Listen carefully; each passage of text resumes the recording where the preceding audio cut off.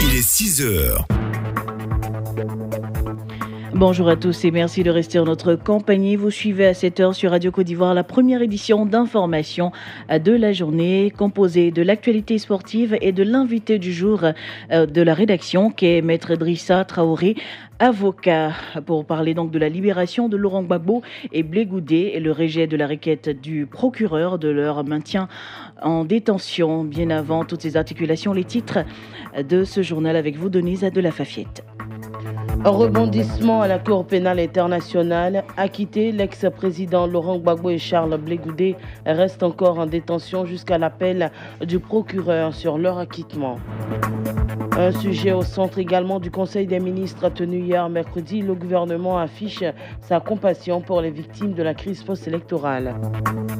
Connect Africa, c'est un projet d'un groupe international qui veut connecter toute la Côte d'Ivoire en Internet. On en parle dans ce 6 heures.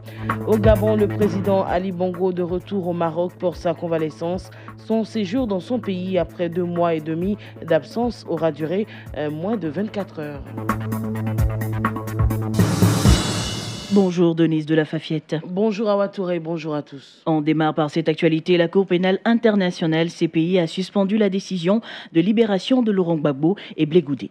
Oui, après un nouvel appel déposé auprès de la Cour par le bureau du procureur hier en milieu de soirée, alors que plus tôt la Cour avait ordonné son accord pour la libération des accusés. La Cour d'appel qui a réceptionné le nouvel appel du procureur a jugé recevable l'appel émis par le bureau du procureur. En attendant de statuer sur le fond de cet appel, aujourd'hui, la Cour d'appel a ordonné la suspension de la décision de libération de Laurent Gbagbo et Charles Blé Goudé. Et toujours dans cette affaire, le gouvernement ivoirien prend acte de la décision de la Cour pénale internationale d'ordonner l'acquittement de Laurent Gbagbo et Charles Blé Goudé, mais affiche sa compassion pour les victimes de la crise post-électorale. Cela est contenu dans une déclaration lue hier au Conseil des ministres tenu au Palais de la Présidence et présidée par le chef de l'État, nous dit Adama Bakayoko. Le gouvernement appelle au calme et à l'apaisement tout en exprimant sa compassion aux victimes de la crise post-électorale. Il promet un appui financier et matériel supplémentaire pour ces victimes. Le chef de l'État et le gouvernement espèrent néanmoins que cette décision va ramener la paix en Côte d'Ivoire. Voilà ainsi résumé la déclaration du Conseil des ministres lue par le porte-parole du gouvernement Sidi Tiemoko Touré. Autre information majeure de ce Conseil des ministres, c'est la construction d'une centrale solaire à Boundiali, une centrale de 37,5 MW de puissance par une compagnie allemande. Coût de cette centrale, 17 milliards 700 millions de francs CFA. Boundiali verra également la réhabilitation d'un centre de service civique, précisément dans le village de Gengreni. Centre qui va permettre de resocialiser les jeunes des ex-zones CNO. Un autre centre civique sera également réhabilité à Boaké avant la fin du premier trimestre, assure le porte-parole du gouvernement. Au titre des mesures individuelles, Jean-Louis Moulot a été nommé à la direction générale de la Sodexam en remplacement de Georges-Philippe Ezalé, admis à faire valoir ses droits à la retraite. Et nous vous invitons à suivre à présent un extrait de la déclaration lue par le porte-parole du gouvernement, Sidi Tiemoko Touré. Le chef de l'État et le gouvernement ont une pensée pour les victimes et les assurent de leur soutien. Des mesures additionnelles seront prises au plan matériel et financier en faveur des victimes de la crise post-électorale en vue de les soulager et soutenir davantage.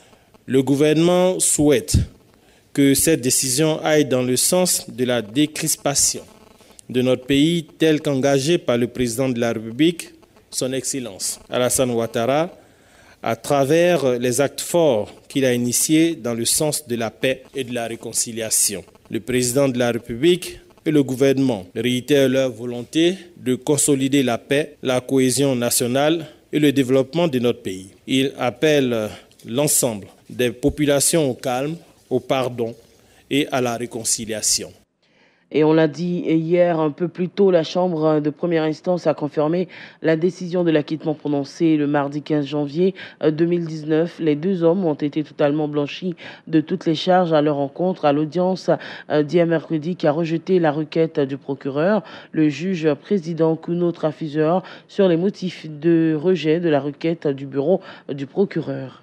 Ayant entendu les arguments des parties et des participants, les parties et participants n'ont fait allusion à aucun autre facteur qui pourrait indiquer que les charges en l'espèce étaient exceptionnellement graves. Pour toutes ces raisons, à la majorité, la Chambre, avec l'opinion dissidente de la juge Karbucha, rejette la requête présentée par le procureur de maintenir M. Gbagbo et M. Blegoudé en détention et demande au greffe d'obtenir les assurances nécessaires auprès de M. Gbagbo et de M. Blegoudé à revenir devant la Cour si et quand leur présence est demandée. Ceci conclut le procès en ce qui concerne notre Chambre.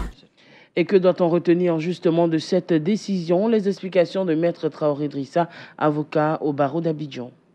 L'acquittement dans ce cas d'espèce veut dire que la CPI estime que le procureur n'a pas pu apporter des éléments pour les convaincre de ce que le président Laurent Gbagbo et M. Charles Blegoudé auraient commis les actes pour lesquels ils étaient poursuivis. Ça veut dire que la Chambre a décidé que M. Charles Blegoudé et le président Laurent Gbagbo n'ont pas pu commettre au regard des preuves les actes concernant les événements pour lesquels ils étaient poursuivis devant cette cour. Donc, c'est-à-dire que dans notre droit interne ici, on dira qu'ils sont déclarés non coupables. Et cette décision de la Cour pénale internationale est diversement appréciée. Dans la commune d'Abobo, les manifestations des victimes de la crise post-électorale ont éclaté hier. Les victimes ont exprimé leur colère. Ange Patrick Eolier revient sur cette marche de protestation. Cette décision qui a occasionné une liesse à Yopougon, réputé être le fief de l'ancien président, et à Gagnoa, sa ville natale, n'est pas bien accueillie en revanche par les populations d'Abobo. Au lendemain de l'acquittement prononcé, des victimes de la crise post-électorale ivoirienne de 2010 et 2011 sont descendues ce mercredi matin dans les rues d'Abobo pour exprimer leur mécontentement. Composés majoritairement de femmes, les protestataires ont érigé des barricades au rond-point d'Abobo Banco. À titre de rappel, c'est à cet endroit que des femmes avaient été tuées lors de cette crise post-électorale. Cette marche de protestation a provoqué des perturbations au niveau de la circulation sur cet axe routier important de la commune. Sur les écriteaux qu'ils brandissaient, pouvait-on lire des messages hostiles aux deux anciens pensionnaires de la juridiction internationale, les accusant par la même occasion d'être entièrement responsables si d'aventure il y a de nouveaux troubles dans le pays. En réaction aux différentes marches de contestation en Côte d'Ivoire en lien avec cette libération annoncée, à savoir celle tenue lundi devant la Commission nationale des droits de l'homme et l'autre survenue ce mercredi, le président de la République et le gouvernement qui réitèrent leur volonté de consolider la paix et la cohésion dans une déclaration appellent également toutes les populations au calme, au pardon et à la réconciliation. Madame, Monsieur, vous suivez la première édition d'information de cette journée sur Radio Côte d'Ivoire. Plus d'une trentaine de personnalités distinguées ambassadeurs de la paix ce dimanche par la Fédération pour la maladie universelle. Et plutôt pour la paix universelle. Pour la paix universelle, pardon. Merci. Ces personnalités, au nombre desquelles figurent des chefs traditionnels, des hommes d'affaires, des religieux et des hommes politiques, ont été distingués pour leurs actions continues dans la recherche de la paix en Côte d'Ivoire et dans le monde. Akassaï Lazare, président de la Fédération pour la paix universelle. Chacun va devenir un acteur important de la paix en Côte d'Ivoire grâce aux outils que nous mettons à leur disposition, à savoir les 5 principes universels de paix qui sont les 5 conditions de la paix, à savoir être quelqu'un qui croit en Dieu. Il faut ensuite, pour faire la paix, être quelqu'un qui croit à ce que l'être humain est capable de faire la paix grâce essentiellement à sa dimension spirituelle, qui croit aussi en ce que la famille est une véritable école de l'amour et de la paix, qui croit aussi que vivre pour les autres est le chemin idéal pour parvenir à la paix, qui croit enfin que pour faire la paix, il faut une coopération, une collaboration entre les religions, entre les politiciens, entre les ONG. Et enfin, nous leur enseignons que la paix a besoin de courage, de persévérance et d'une force de foi. Akassaï Lazare, président de la Fédération pour la paix universelle. Un groupe international veut connecter toute la Côte d'Ivoire en Internet. Le projet dénommé Connect Africa a été lancé mardi. Grâce à une technologie de satellite à haut débit, l'opérateur dit être en mesure de garantir à tous les Ivoiriens une navigation fluide. Selon Jean-Claude Chipama, directeur général de Connect Africa, cette solution ne nécessite pas d'investissement dans les infrastructures. La technologie a une capacité 30 fois supérieure à celle des satellites traditionnels. On l'écoute. On a plus de 77% des populations qui n'ont pas accès à Internet. La Côte d'Ivoire, c'est partout, c'est à Boaké, à Grand Bassam, etc. Or, ces villages-là, aujourd'hui, ont besoin de la connectivité. Des plantations de café, des plantations de cacao, ce ne sont pas ici à Abidjan, ils sont dans les milieux reculés. Donc, nos solutions viennent répondre à ce besoin-là. Nous apportons des offres de qualité à des prix très abordables et une solution Internet qui ne coupera pas. Aujourd'hui, dans la phase numéro 1, nous couvrons 65% du pays. Ensuite, d'ici la fin de l'année, nous lançons un nouveau satellite qui est entièrement dédié à l'Afrique et qui va permettre de couvrir 100% du territoire. Âgé de 82 ans, un opérateur immobilier appelle l'État au dédommagement. Cet appel fait suite à un incendie qui a ravagé 2 de ses villas anciennement occupées par le ministère de la Défense. Les détails avec Tano Kone. Fofana Abdoulaye, c'est bien le nom de l'opérateur immobilier dont il est question. Selon ses dits, depuis 1982 jusqu'à l'avènement de la crise qu'a connue la Côte d'Ivoire en 2002, ces 8 villas construites au quartier résidentiel d'Odiné étaient occupées par le ministère de la Défense pour loger les forces de sécurité. À l'avènement de cette crise, les lieux ont été désertés et occupés par les ex-rebelles qui ont tout détruit au passage. Et depuis, ces villas sont restées en état de délabrement. Pour être prises en compte par l'opération d'indemnisation des victimes de guerre, Fofana Abdoulaye dit avoir entrepris de nombreuses actions afin de voir réparer son domaine. Malheureusement, ces efforts sont restés sans suite favorable. Ce qui a mis le feu à la poudre, c'est que 2 de ces villas délabrées viennent de partir en fumée. Il appelle donc l'État au plus haut sommet afin d'être dédommagé.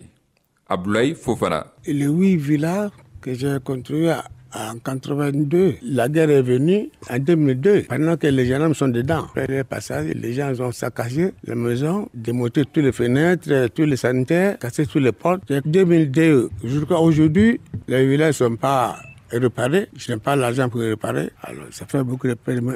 Je demande à l'État de la Côte d'Ivoire de me payer la facture pour que je puisse réparer mes villas. Les villas, il reste maintenant 6. Il y a 2 qui sont déjà partis en fumée. J'ai fait ce villa-là pour que ça va me suffire à ma retraite. Tano Kone, Odiné, pour Radio Côte d'Ivoire. À présent, l'actualité internationale avec vous, Denise de la Fafiette. Les membres du Conseil de sécurité de l'ONU sont de plus en plus impatients à l'égard des parties maliennes face au retard pris dans l'application de l'accord de paix de 2015. C'est une déclaration unanime adoptée à l'issue d'une réunion sur le Mali. Ainsi, ils saluent la mobilisation du Premier ministre en faveur de l'application de cet accord. Ils appellent toutes les parties maliennes à unir leurs efforts après la réélection du président Ibrahim Boubacar Keïta et à travailler ensemble à la promotion d'une paix durable et des droits de l'homme. Et puis le président gabonais Ali Bongo Ondimba a donc repris sa convalescence au Maroc en lien avec un accident vasculaire cérébral après un aller-retour éclair mardi dans son pays pour la prestation de serment du nouveau gouvernement. Son séjour dans son pays après 2 mois et demi d'absence aura duré moins de 24 heures. C'est la fin de ce journal. Nous rappelons quelques titres. Un rebondissement à la Cour pénale internationale. Acquitté, l'ex-président Laurent Gbagbo et Charles Blé Goudé restent encore en détention jusqu'à l'appel du procureur sur leur acquittement. Un sujet qui était au centre également du Conseil des ministres d'hier mercredi, tenu au palais présidentiel. Le gouvernement affiche sa compassion aux victimes des crises.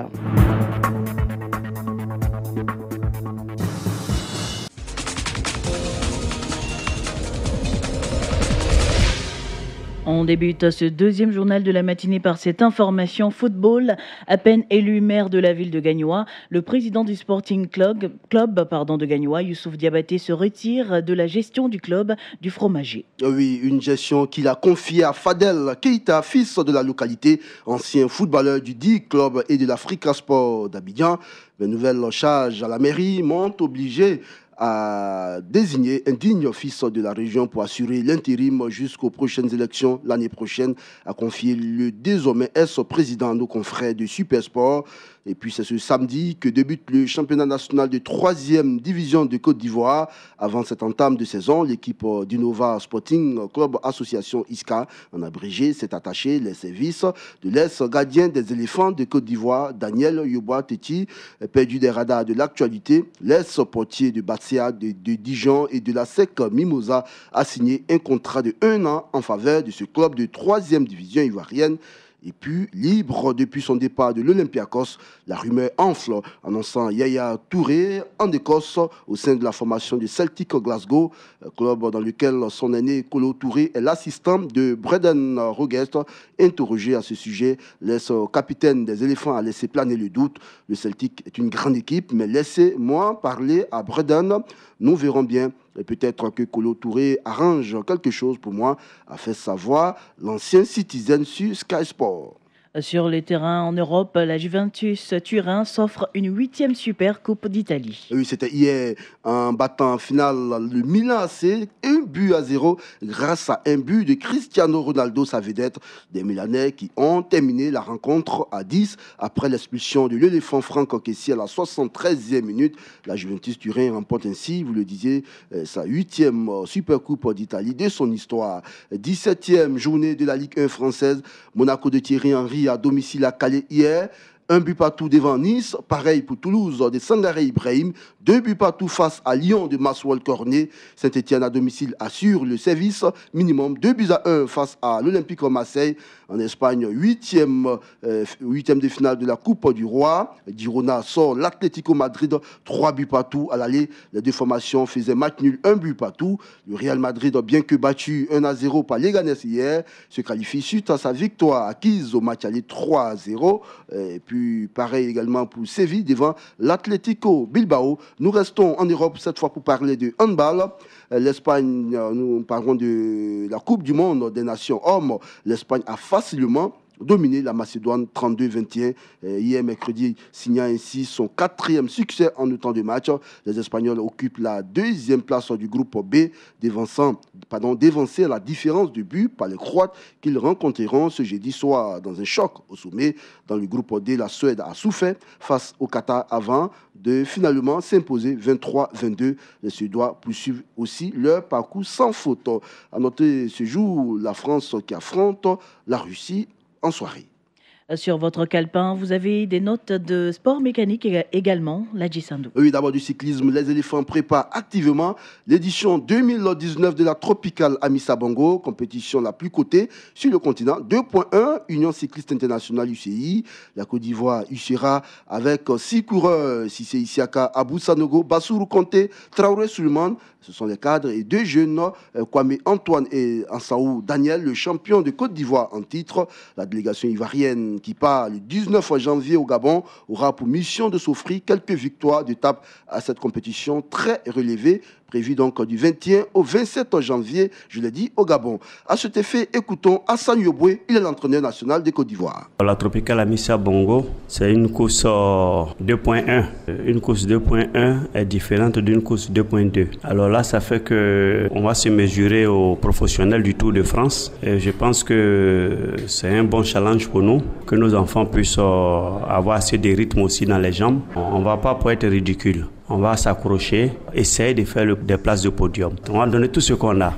Hassan Yoboué, le sélectionneur des éléphants cyclistes. Et puis on reste dans les sports mécaniques. La Fédération motocycliste de Côte d'Ivoire entend organiser cette année de plus en plus d'activités au plan national afin de poursuivre la vulgarisation de la discipline.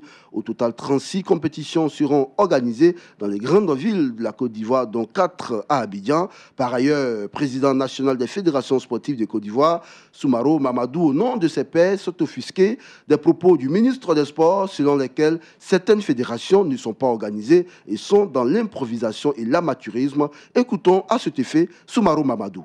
Mais ça, nous regrettons qu'on permette, le ministre sort certaines choses souvent pour nous infantiliser. Les fédérations font des improvisations, ils ne font pas de calendrier. Mais c'est pas vrai. Tout le temps, pourquoi il y a une direction de sport de haut niveau? Pourquoi il y a un cabinet? Il n'y a pas de fédération qui ne donne pas son calendrier en début d'année. C'est pas possible. Que ce soit sur le plan national ou sur le plan international. Mais on a fait courir au ministre de demain que les fédérations ne font rien. Les fédérations, ils improvisent. Quand ils ont envie d'aller faire une compétition, ils le font. C'est pas vrai. Les fédérations sont suffisamment outillées et suffisamment organisées pour donner les calendriers avant. Donc on trompe le ministre. On amène le ministre à dire des choses pour l'opposer aux fédérations. Ça ne va pas se faire. Nous, on ne va pas être opposés à lui. On a déjà fait des palais avec certains ministres. Ça ne va pas se faire encore.